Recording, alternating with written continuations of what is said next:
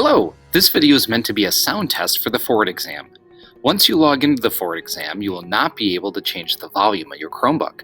It's important for you to make sure your Chromebook is at a comfortable volume level before logging into the test. You can adjust your Chromebook volume using the volume keys pictured below, which are in the top row of keys on your Chromebook.